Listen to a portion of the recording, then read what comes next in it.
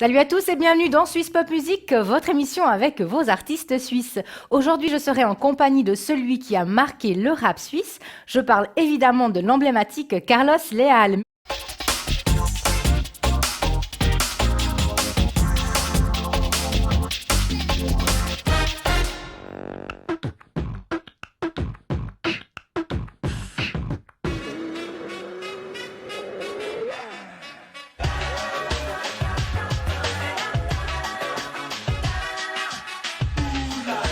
Ce n'est pas facile le réveil du samedi matin, mais ce n'est pas inutile comme on est câblé sur le canal de la TV musicale. Agréable est le réveil avec le dernier. J'attends d'année passée, mais monsieur Papa, il n'a toujours pas décollé, c'est lunettes du nez. Pour ce old-timer, spécial respect, beaucoup de homies auraient voulu suivre le même trajet. Après ceci, j'ai passé tout mon après-midi assis, écrit la moitié d'un texte couti-couti. Ton coup ce soir, c'est de nouveau la fiesta, avec los amigos, on se tape una paella. Je suis dans le coma, j'ai dû louper la coma, abreuvage excessif d'une hispanico sangria. La suite de l'histoire, brouillard dans ma mémoire. Je sais que Just One passait la musique au parloir. Souvenir vague d'une chaleur exotique, toutes les filles dansaient, la soirée était magique. Surtout pour moi, dans une telle transe, c'est cette nuit-là que j'ai inventé la laisse aller danse.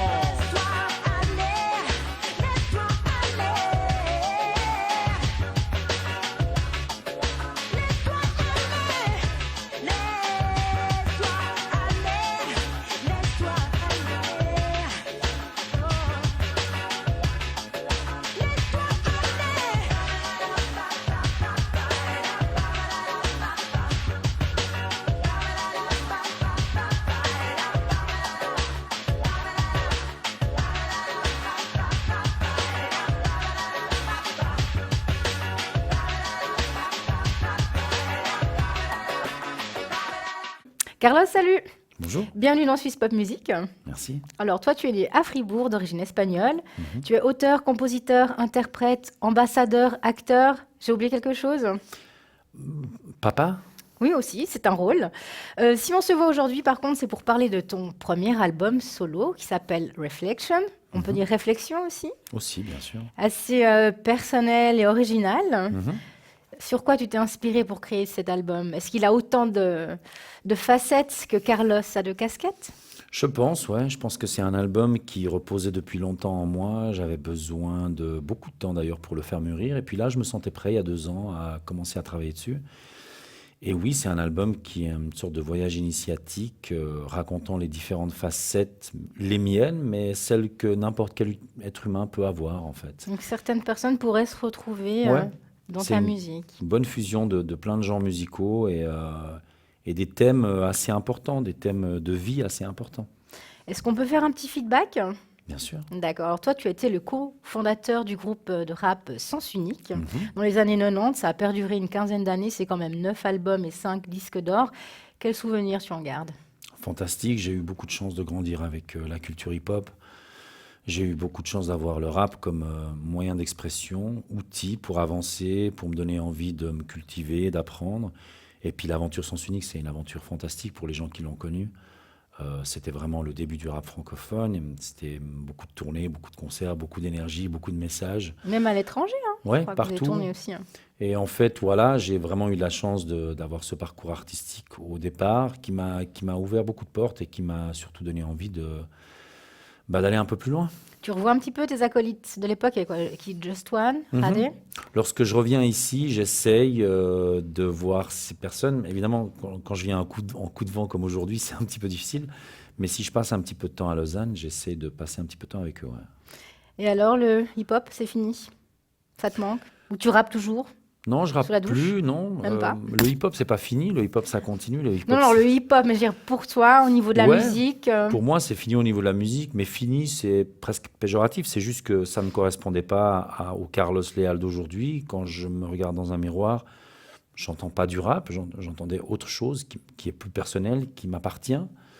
Maintenant, je trouve aussi qu'il est important de laisser la place à des jeunes talents, des MCs, des beatmakers, qui sont là, qui ont la rage qu'il faut avoir pour arriver dans le rap aujourd'hui. Moi, j'avais envie d'apporter quelque chose de nouveau.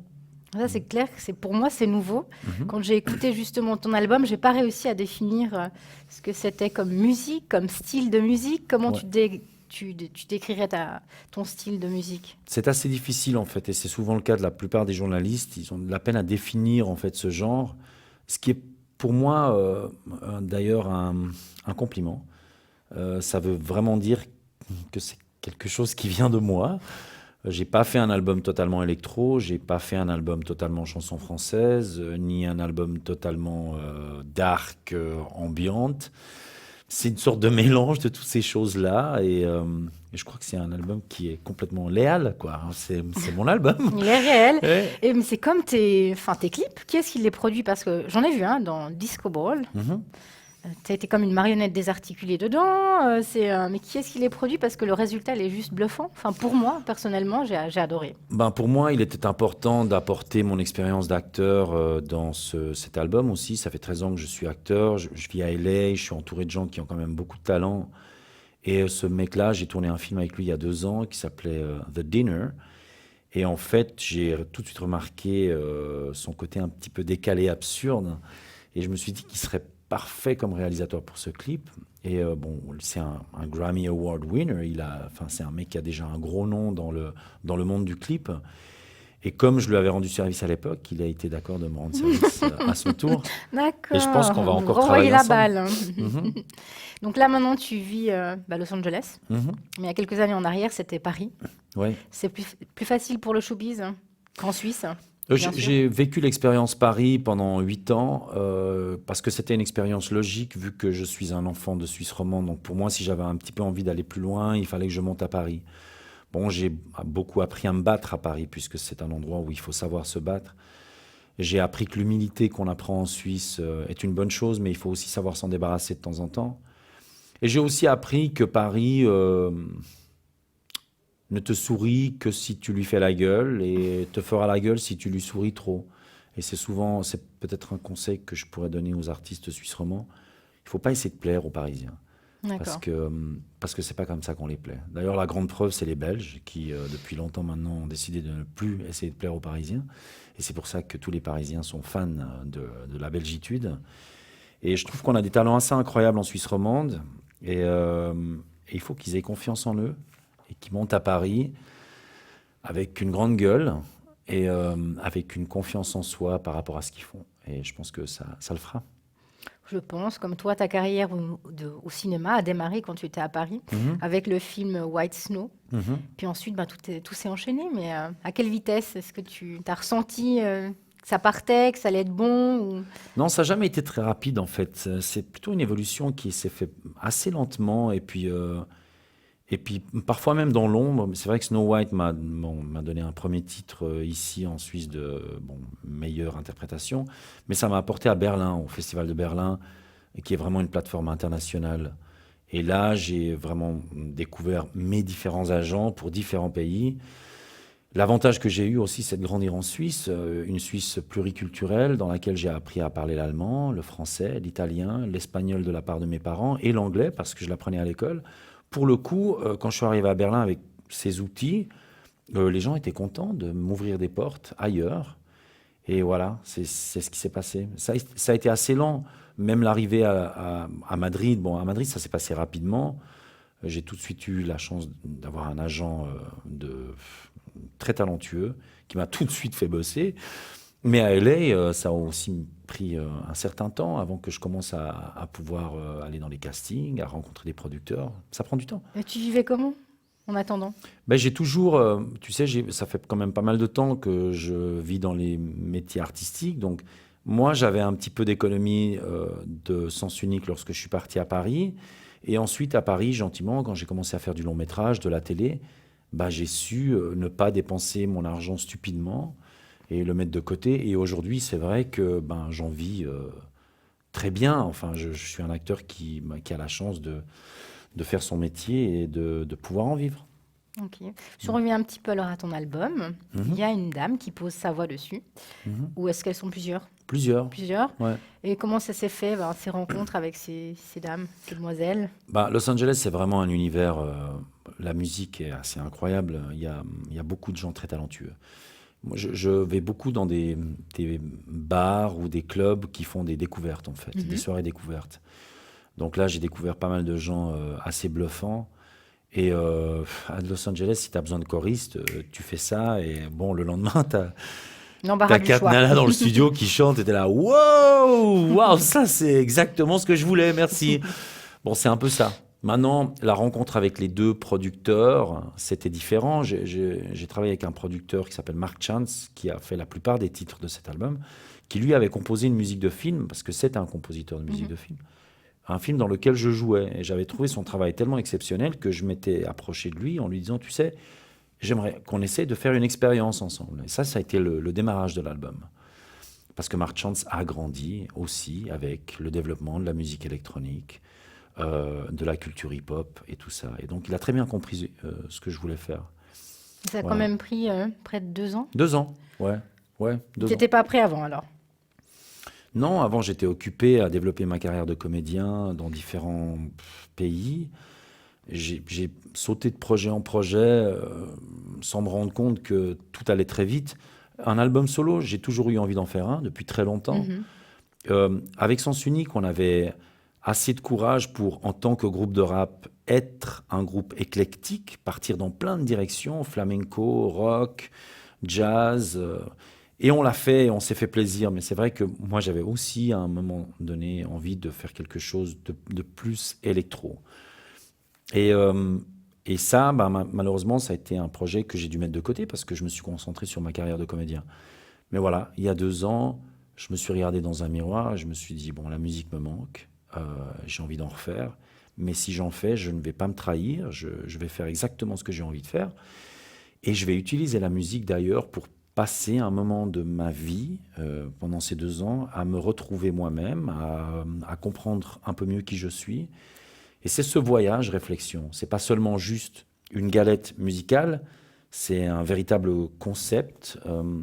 Donc cet album, c'est vraiment une sorte de voyage initiatique. Quand je l'ai commencé, c'est comme ça que ça a commencé, en fait. Une sorte de puzzle de l'âme, un truc complètement désordonné et tout. Et quand je l'ai terminé, ça s'est terminé comme ça. Une sorte d'équilibre autour d'un être humain. Et c'est ce que je propose aux gens qui écoutent cet album, c'est de faire ce voyage. Parce que on a beau penser qu'on est en total équilibre, je pense qu'on a tous pas mal de personnages à l'intérieur de nous avec lesquels il faut converser. Je suis tout à fait d'accord avec toi. Donc, n'hésitez pas à aller retrouver Reflection dans les bacs. Et pour ma part, ma préférée, c'est Disco Ball, toujours. Et c'est toi qui as écrit tous les textes. L'album a été enregistré à Los Angeles. On a enregistré l'album à Los Angeles dans différents studios parce que j'ai travaillé avec ces 2 différents producteurs. Et ensuite, moi, j'avais envie de mixer cet album à Paris d'abord avec le mixeur de R. Mais ensuite, j'ai trouvé un autre gars phénoménal, fantastique, qui s'appelle Gareth Jones, qui a fait plusieurs albums de Depeche Mode, de Goldfrapp. Vraiment de la musique que j'aime. Et du coup, je suis parti à Londres presque 1 mois et on a travaillé ensemble aussi sur le son, parce que le son dans cet album est très important. Il est extrêmement atmosphérique, chaud et granuleux comme ça. Et voilà, j'ai eu la chance de m'entourer de gens très talentueux, donc ça aide.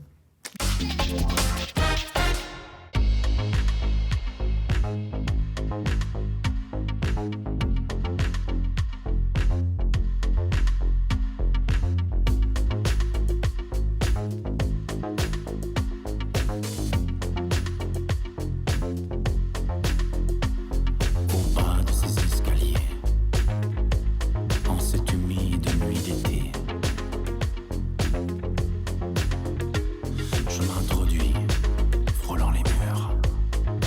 Pas de retour possible, je le sais. Dans cette épaisse masse blanche que crachent les fumigènes, des ombres, des silhouettes me tendent la main et m'entraînent. Turning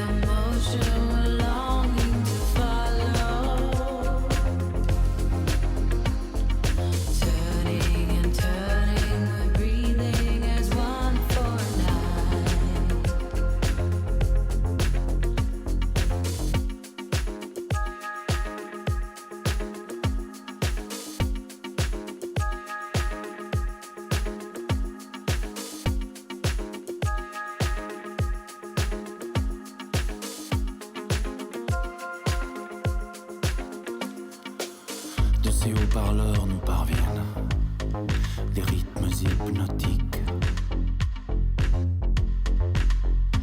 des sons d'ailleurs, le chant des sirènes, des océans électroniques. Dans le cœur de cette arène, sculptés au stromboscope, sont nos âmes perdues dans les limbes des psychotropes.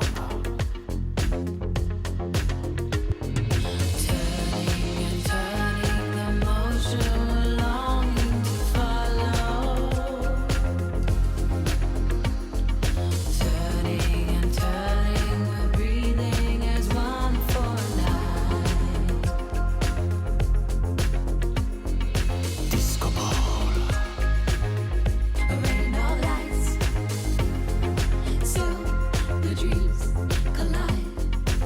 disco ball,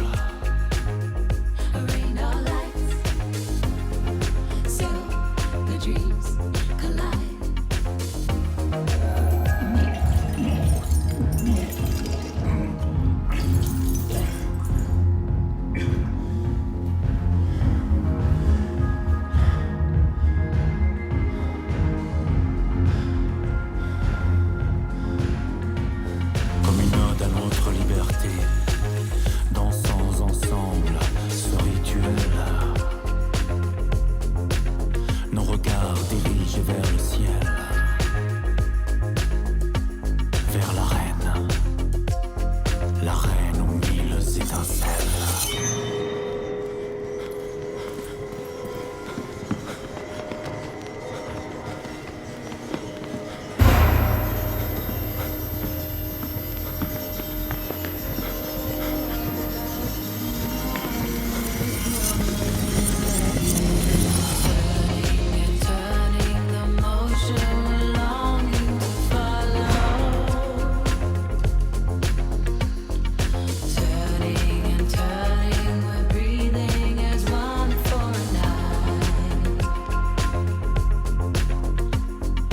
Disco ball,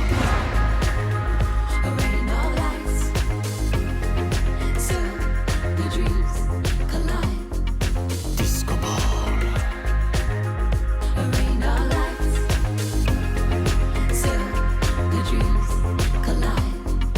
disco ball.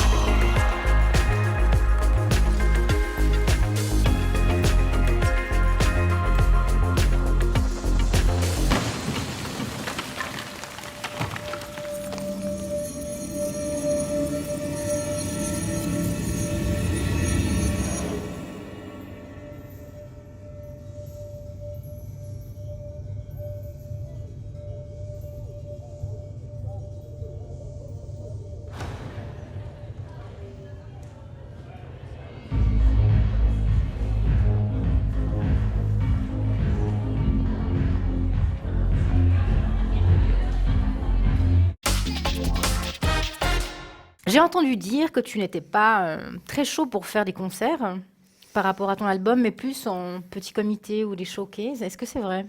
T'as pas envie? Bah, c'est un album qui est tellement intime que je me vois difficilement à distance du public. J'imagine mal le public me regarder depuis en bas, comme si j'étais une icône ou quelqu'un d'important.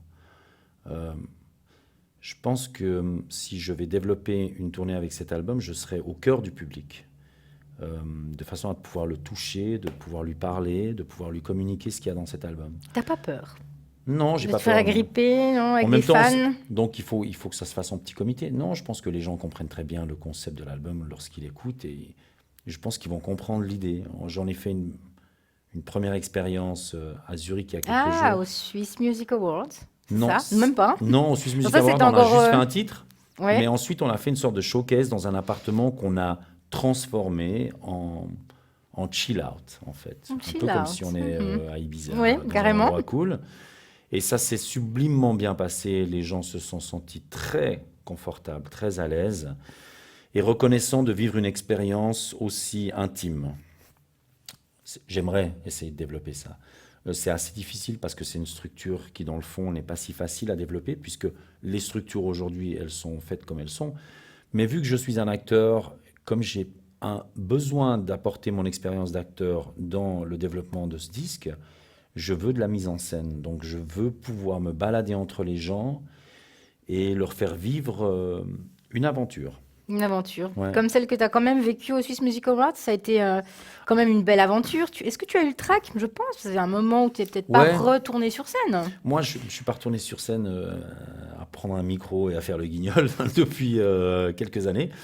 Donc, bien sûr, j'avais le trac, mais j'étais prêt. J'avais beaucoup bossé avec mes danseuses à Los Angeles. On avait tout préparé. Il y avait toute cette mise en scène aussi. J'avais envie que ce personnage de Disco Ball devienne une sorte de dandy décadent et un peu décalé. Et donc, il y a eu la voiture, il y a eu le spin, il y a eu toutes ces choses-là qui ont un peu surpris le public, évidemment. Mon Dieu, mais qu'est-ce que c'est que ce truc? Mais c'est ça, c'est moi, c'est mon Et ouais, univers c'est toi. aussi. Ouais. Le nouveau, toi. Mhm. Hein. Et si on a envie de suivre ton actualité, savoir où est-ce qu'on peut te voir, te trouver, est-ce que tu as, au niveau des réseaux sociaux, où est-ce qu'on va?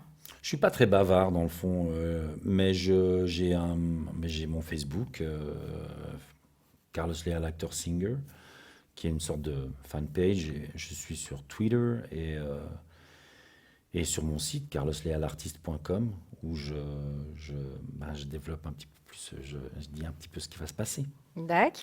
Est-ce que je peux te poser des questions? Alors, à chaque fois, je prends 3 questions Ouais. d'internautes.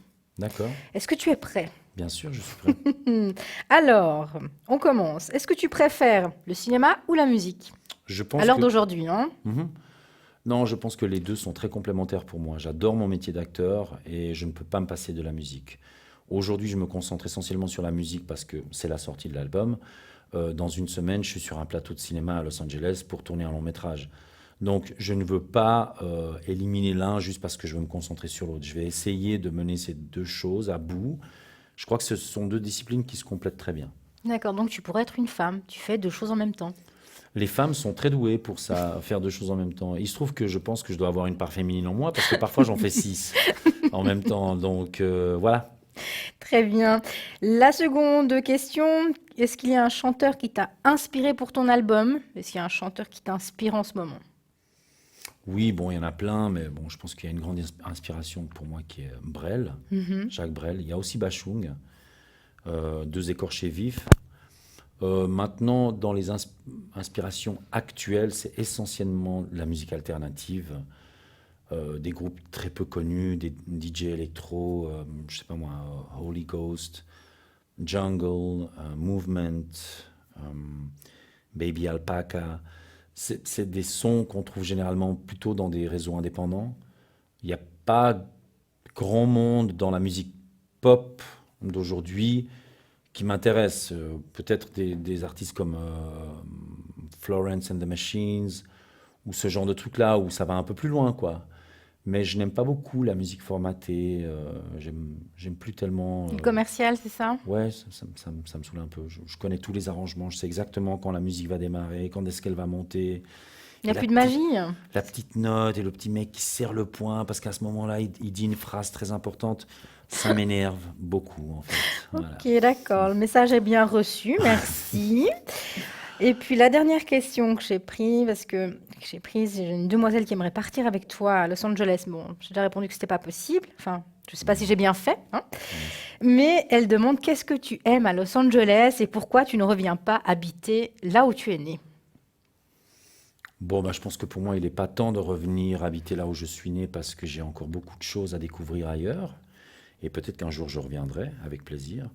Los Angeles, il y a à deux visages. On a le visage Hollywood, qui est celui dont la plupart des gens parlent, qui est celui qui est totalement inintéressant à mes yeux, puisque c'est un fantasme, c'est une idée, c'est un concept. Ce sont des tapis rouges avec des stars qui se baladent dessus et des photographes qui se réunissent pour un événement. Mais ensuite, ça n'existe plus. Lorsque le spectacle est terminé, on enlève le tapis rouge, les stars disparaissent et les photographes ne sont plus là. Mon Los Angeles à moi, c'est une ville gigantesque qui a été construite par les immigrés. C'est une ville dans laquelle n'importe qui peut se sentir chez soi. Et ça, c'est assez rare. Moi, j'ai toujours été assez anti-américain parce que j'ai grandi ici, parce que j'ai un regard assez critique sur la politique américaine. Mais je dois dire que la Californie est un pays qui aime beaucoup évoluer, qui est très écologique, qui est porté vers l'avenir et l'amélioration du monde. Maintenant, c'est un peu des gros clichés que je balance. Ça ne changera malheureusement pas la politique américaine, mais l'endroit où je vis en ce moment à LA, c'est vraiment un endroit cool, vraiment cool. Et il fait beau tous les jours. C'est là où tu fais ton skateboard, Ouais, par c'est exemple, ça? ouais, pour me détendre. En tout cas, Carlos, un grand merci d'être Merci beaucoup. venu. Est-ce que tu as un petit mot pour nos téléspectateurs avant qu'on se quitte? Ben, je fais un gros kiss à ma famille de Renan, à mes anciens amis de Renan et de Lausanne et de Chavannes et d'Écu Blanc, puisque on parle de cette région-là. Je vous embrasse fort. Suisse Pop Music touche à sa fin. J'espère que vous avez passé un agréable moment en notre compagnie. Pour ma part, je vous donne rendez-vous la semaine prochaine. Autrement, Suisse Pop Music, c'est tous les soirs à 18h30. Ciao!